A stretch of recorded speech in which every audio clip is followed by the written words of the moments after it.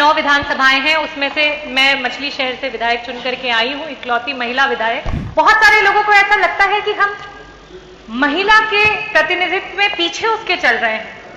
हम कैसे महिला के पीछे चल सकते हैं? तो मैं उन सबको बोलना चाहती हूं कि हम आपको पीछे नहीं चला रहे हैं। हम चाहते हैं आप हमारे बगल में हमारे साथ साथ चलें। इस सदन की शोभा तभी तक है जब तक पक्ष और विपक्ष साथ में यहां पे बैठता है।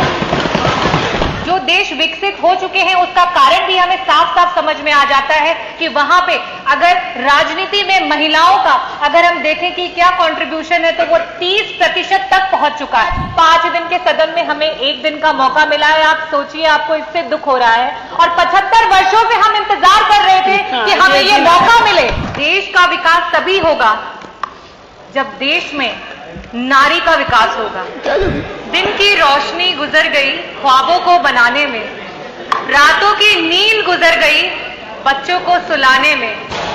जिस घर में मेरे नाम की तख्ती भी नहीं, जिस घर में मेरे नाम की तख्ती भी नहीं, सारी उम्र गुजर गई उस घर को सजाने में।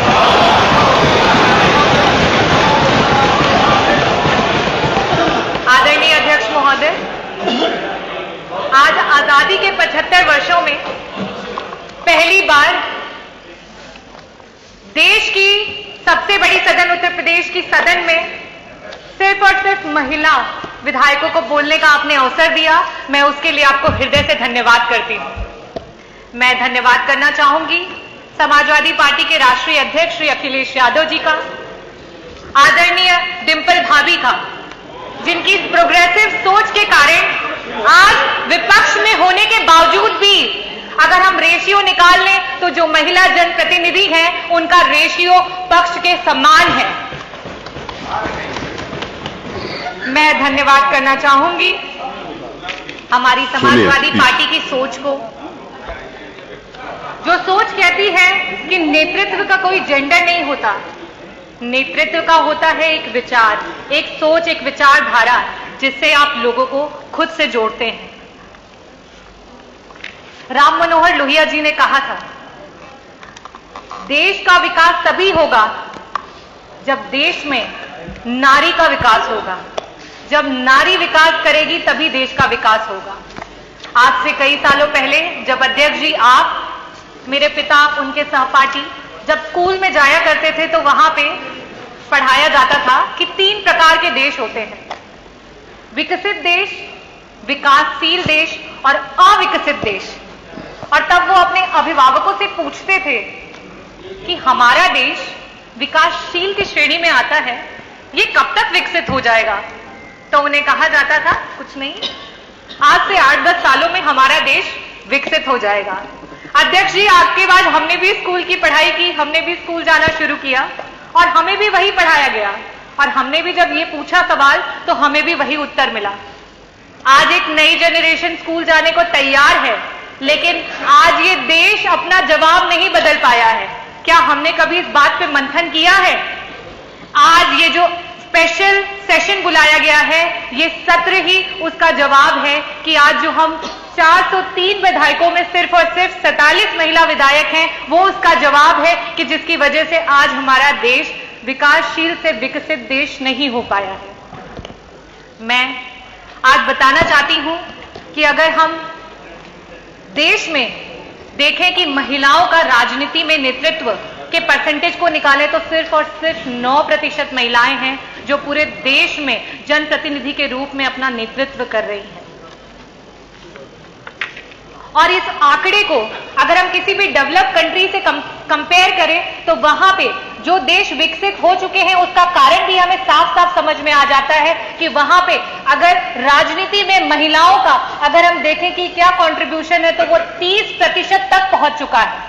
और हमें भी अब इस पे विचार करना जरूरी है और इस सदन के माध्यम से मैं आग्रह करना चाहूंगी कि महिलाओं को हर क्षेत्र में आरक्षण देने की जिम्मेदारी इस सरकार को उठानी चाहिए, इस प्रदेश को उठानी चाहिए और इस देश को उठानी चाहिए।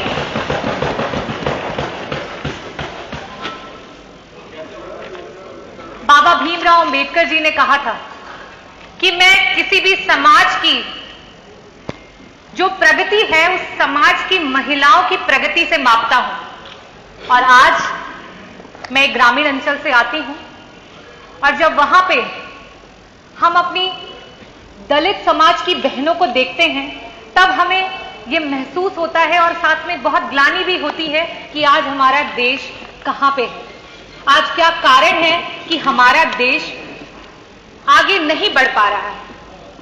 चाहे राजनीतिक क्षेत्र हो या सामाजिक क्षेत्र हो, चाहे एक मां हो या बहन हो या पत्नी हो या बेटी हो, अधिकांश जगह में भारत देश में हमें निर्णय लेने की आजादी नहीं है। आज जब महिलाएं राजनीति में आना चाहती हैं तो कई प्रकार की कठिनाइयों का सामना करना पड़ता है और उस पर एक छोटा सा शेर है जो मैं बोलना चाहूंगी। कौन बदन से आगे देखे औरत को, सबकी आंखें गिरवी हैं इसी नगरी में।